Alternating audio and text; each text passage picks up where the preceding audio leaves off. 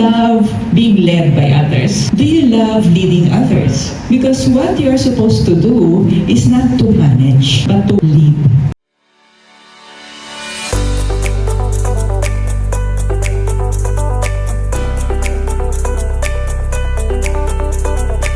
I would like to welcome you all. Our speaker today is Tony Miran. We are not designed to have control over other people, but you are designed to have control over yourself. You can manage the words that you will say. You can manage how you will react towards somebody else's words, but you cannot manage and control somebody else's reaction.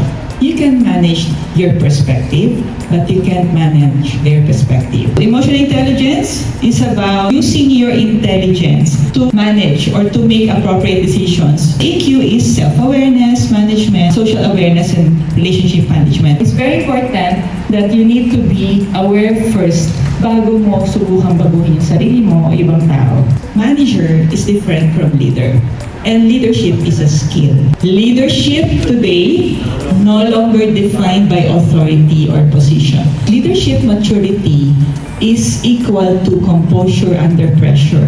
Pressure affects how managers think. Any information does not apply to action leads to frustration. Traditional management focuses on tasks, but kailangan natin holistic kasi ang holistic, sustainable. Systems are more sustainable than just having a very good leader.